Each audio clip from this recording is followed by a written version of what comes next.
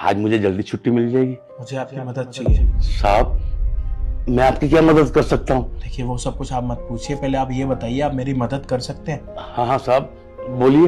देखो हमारी कंपनी में ना बहुत बड़ा फ्रॉड हो चुका है और पुलिस कभी भी आ रही होगी यहाँ पे। मुझे आपकी मदद चाहिए। ऐश्वर्या, ये लीजिए अंकल। अरे साहब, पर मैं देखिए आप सवाल जवाब मत करिए, कभी भी पुलिस वाले यहाँ पे आते होंगे, आप जल्दी जाके चेंज करिए और पुलिस वालों को यही बोलना कि यहाँ के मालिक आप हो। साहब, पर मैं आप जल्दी करिए प्लीज। अच्छा साहब। साहब, मैं आ गया साहब। बहुत बढ़िया, आप एक काम करिए, अपनी पत्नी को फोन करिए।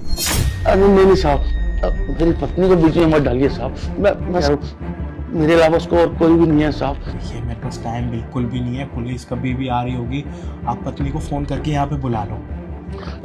करता हूँ साहब।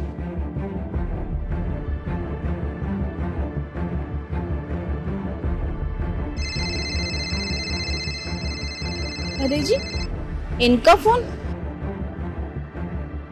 हेलो, भाग्यवान, तुम कहाँ हो? हम तो काम कर रहे हैं। क्या हुआ जी? एक काम करो, तुम ना जल्दी ऑफिस में आ जाओ, सर ने बुलाया है। हमको बुलाया? अरे आपने क्या कर दिया जी फिर? आपको पता है ना, पिछली बार कितना सांप के हाथ पैर जोड़ के आपको नौकरी पे वापस रखवाए थे। आप ऐसा क्यों करते हो? हमें नहीं मालूम, बस तुम एक काम करो, जल्दी से ऑफिस में आ जाओ। ठीक है, हम अभी आते हैं। ठीक है। पता नहीं क्या हो गया। हे भगवान, क्या करें? साहब, अब क्या करना है? आप एक काम करो, आप अंदर जाके छुप जाओ। अच्छा साहब, मैं जाता हूँ।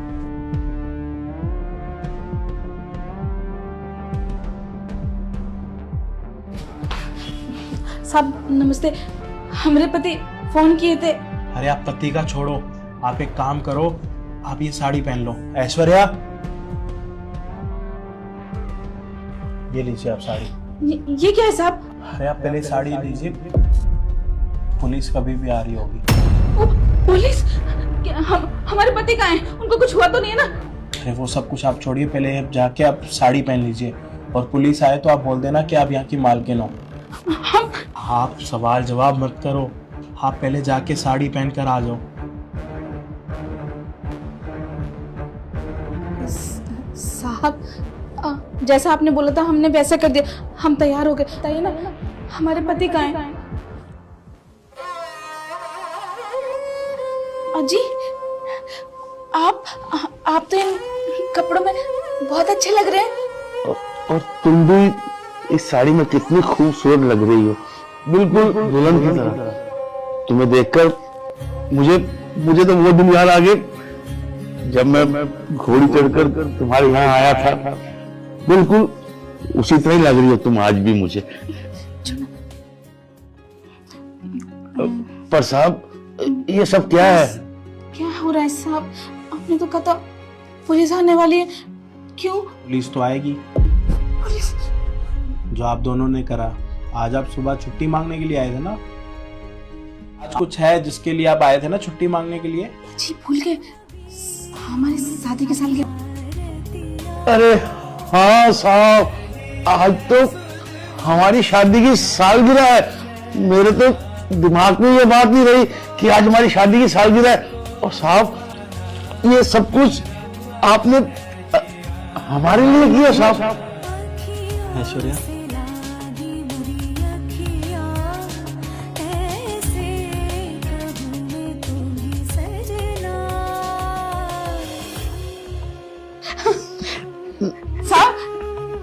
ये केक हमारे लिए? आप दोनों की एनिवर्सरी है तो ये केक तो आप लोगों का ही होगा। साहब, जब हमारी एनिवर्सरी होती है ना तो बस ये छुट्टी लेके जल्दी आ जाते हैं और हम इनका मनपसंद हलवा बना देते हैं। ये तो उसी में खुश हो जाते हैं। आपने तो हमारे लिए बहुत कुछ कर दिया। पर साहब, आपको ये सब पता कैसे चला? आज सुबह मैंने सब कुछ सुन लिया। सुनो जी, शाम को जल्दी आ जाना। क्यों, क्या बात? हमें पता था कि आप भूल जाएंगे, भूल गए ना? भूल जाएंगे? अरे मैं क्या भूल सकता हूँ, बताओ ना। आज हमारी और आपकी शादी की सालगिरह है। ओहो, अरे मैं तो भूल ही गया था कसम से। मैं तो तुमसे कितना प्यार करता हूँ। हाँ हाँ, तुम चिंता मत करो, मैं शाम को जल्दी आ जाऊंगा, ठीक है? जाइए जल्दी। हाँ। तभी मैंने सोच लिया था कि आज आप दोनों के लिए कुछ स्पेशल किया जाए, जिससे आप दोनों को और ज्यादा खुशी मिले। और क्योंकि अंकल तो हमारे पास दिन रात मेहनत करते हैं और आप भी अपने काम पर लगे पड़े होते हो, तो एक दिन तो बनता है ना। और फिर ये आज मेरे पास जल्दी छुट्टी मांगने के लिए भी आ गए, तो मैंने सोचा कि ये सब कुछ किया जाए। आप लोगों को हमारा सरप्राइज तो अच्छा लगा ना? साहब, आपने तो वो कहते हैं ना, हमारे यहाँ एकदम बम फोड़ दिया। साहब, मैं अपने यहाँ इतने टाइम से घाट की नौकरी कर रहा हूँ और जगह भी की है साहब मैंने, पर साहब आप जैसा प्यार मुझे कहीं नहीं मिला साहब। आप बहुत अच्छे हैं साहब, बहुत अच्छे। बस कीजिए ना, हर जगह इमोशनल हो जाते। खुशी के मौके पे साहब देखिए कितना कुछ किए हैं आप। यही हमारे सर की खास बात है, वो अपने हर एक एम्प्लॉय को ना बिल्कुल फैमिली मेंबर की तरह ट्रीट करते हैं। और जैसे ही उन्हें पता चला कि आज अंकल की मैरिज एनिवर्सरी है, उन्होंने इतनी जल्दी में सारा अरेंजमेंट करवा दिया।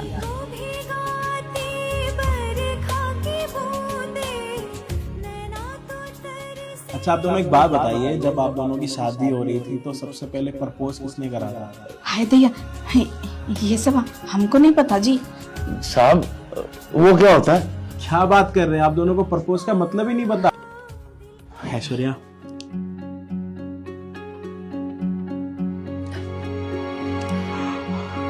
ये बिल है, इससे आज आप अपनी धर्मपत्नी को प्रपोज करेंगे। आपको पता है क्या बोलना है? वो क्या बोलते हैं? Do you will you marry me? Will you marry me? तो ये आप ले लीजिए और इनको प्रपोज करिए। सर मैं, अरे हाँ, अरे कोई बात नहीं साहब, आपने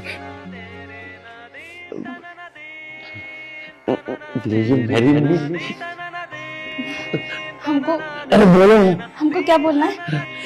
आंटी आपको यस बोलना है, बोल दीजिए। यस। अरे थैंक यू साहब। साहब मेरे पास तो शब्द नहीं है आपका शुक्रिया अदा करने के लिए। साहब आप मेरे सर नहीं, भगवान। हाँ आप मेरे भगवान हो साहब। आप हम जैसे गरीबों के मददगार हो। आप लोगों को साहब, आप हमारे गरीबों के लिए अन्नदाता हो साहब। आपने हमारा इतना ध्यान रखा, हमें मालूम ही नहीं था साहब। बहुत बहुत शुक्रिया साहब। साहब हम भी आपसे एक बात कहना चाह रहे थे। सच बताएं, इतने साल शादी को हो गए, इनको इतना सुंदर कपड़ा में हम पहली बार देखे हैं। हाँ साहब, मैंने भी अपनी पत्नी को बहुत टाइम के बाद ऐसा देखा। आपने तो हमारे लिए बहुत कुछ कर दिया, अब इसकी कोई जरूरत नहीं है। देखिए आज एनिवर्सरी है और आज तो गिफ्ट बनता है, क्यों ऐश्वर्या? जी, और आप ऐसे मना नहीं कर सकते, लेना तो पड़ेगा। और एक बात और, आज आप दोनों की एनिवर्सरी है, तो मस्त से बढ़िया से रेस्टोरेंट में जाना और खाना खाना। वो कहते हैं ना, candle night candle light dinner enjoy करना आप दोनों, अच्छा लगेगा आप दोनों को। ठीक है साहब। साहब आपने हमारे लिए इतना कुछ किया है, अब ये क्यों? रख लो, काम आएंगे। शुक्रिया साहब। बहुत ठंडा लग रहा है। अरे बिटिया ये ओढ़ ले। पापा बुखार लग रहा है, कुछ उड़ा दो।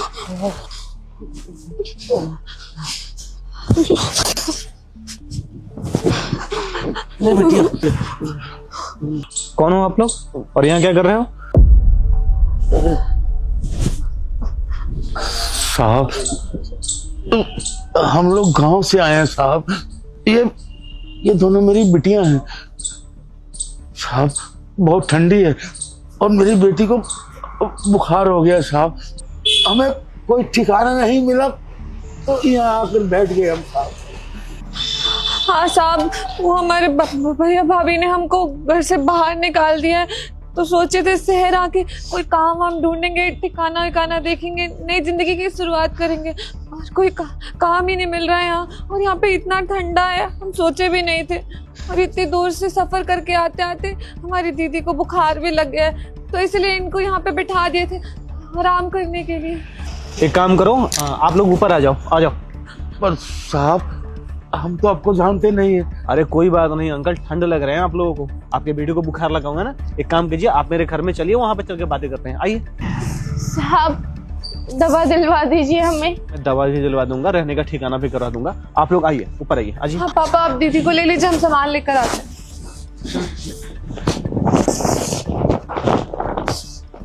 बैठिए अंदर। एक मिनट में आ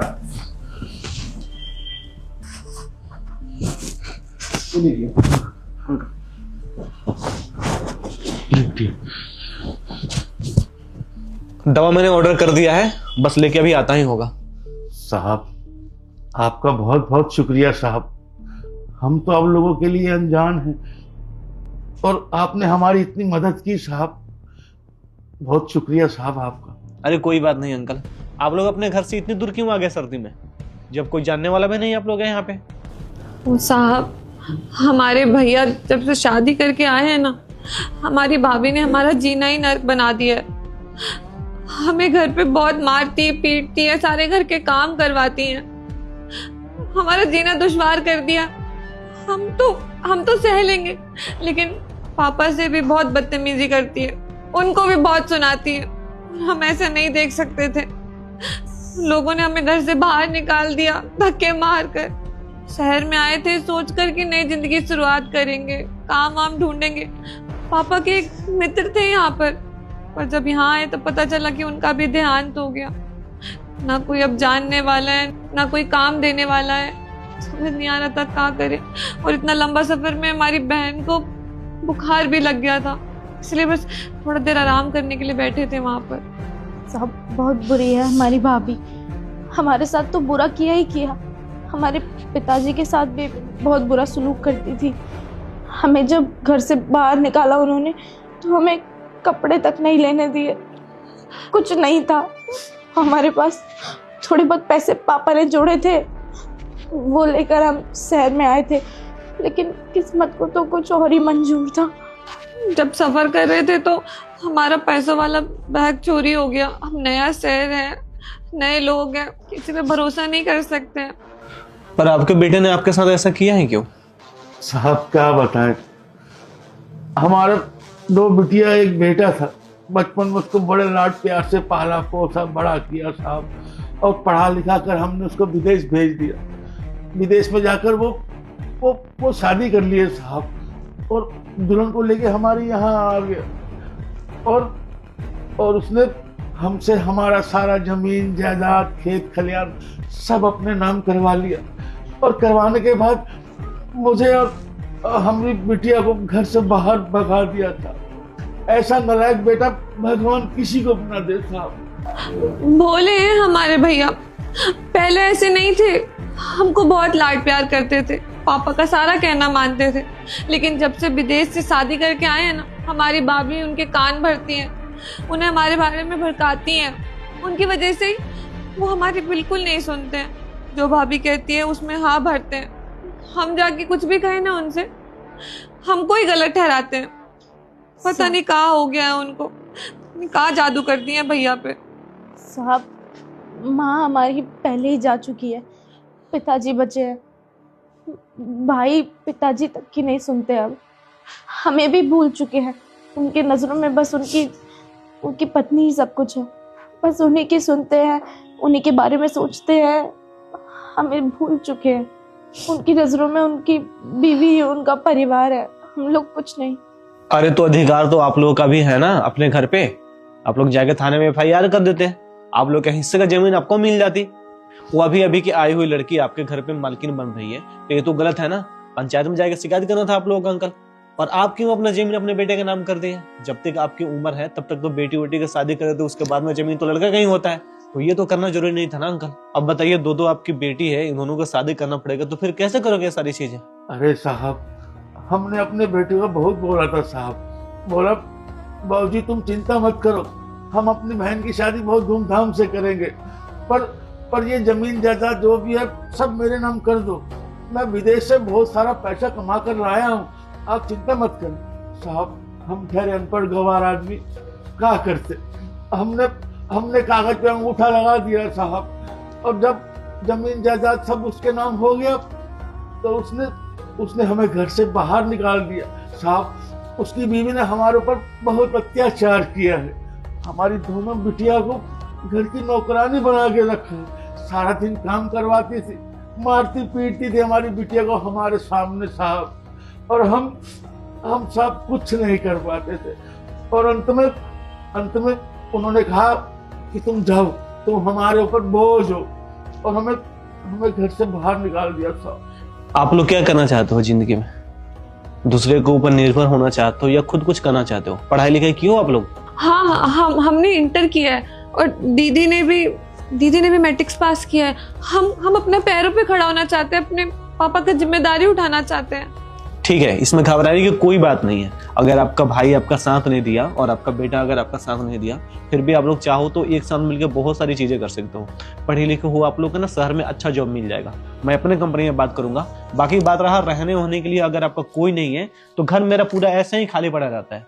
मेरे जो घर वाले हैं ना, सब गाँव में रहते हैं, तो मैं तो अकेला ही रहता हूँ। 4 BHK कमरा है, आप लोग अंदर रह जाना, आप दोनों लोग एक रूम में, और आप अंकल एक रूम में रह जाना। नीचे जो ऑफिस वाला रूम है मैं उसका साथ में रह जाऊंगा, और आप लोगों के लिए मैं कंपनी में बात करके अच्छा जॉब दिलवा दूंगा। पैसे कमाइए, आप लोग अपना सपना पूरा कीजिए। जो इंसान छोड़ के आप लोग के चला गया, आप उसके चक्कर में ना परेशान मत होइए। समझिए कि वो नालायक आपका बेटा था ही नहीं। जिसका बेटा नहीं होता वो भी तो अपनी जिंदगी जीते हैं ना, तो आप लोग उसको भूल के जीवन में आगे बढ़िए। मैं कुछ खाने के लिए लेकर आता हूँ, आप लोग परेशान मत होइए। कहीं भी जाने की या किसी भी चीज की टेंशन लेने की आपको जरूरत नहीं है। जो भी चीज होगा मैं यहाँ पे कर दूंगा मैंने, ठीक है? साहब बहुत बहुत धन्यवाद साहब, आप तो इंसान के रूप में भगवान है साहब। अरे ऐसा मत बोलिए अंकल, मैं बस कंपनी में अपने बात करूंगा, वहाँ पे जॉब आप लोगों को मिल जाएगा। रहने के लिए रूम भी मिलता है, पर आप लोग यहाँ पे रहोगे तो ज्यादा अच्छा रहेगा, क्योंकि सिक्योरिटी गार्ड और नीचे है, यहाँ पे किसी भी चीज का भय वो नहीं रहेगा। ठीक है, मैं खाने के लिए लेकर आता हूँ। ठीक है साहब। पापा, इस शहर में तो हमको बिल्कुल देवता समान आदमी मिले हैं। हाँ बिटिया, तू ठीक कह रही है।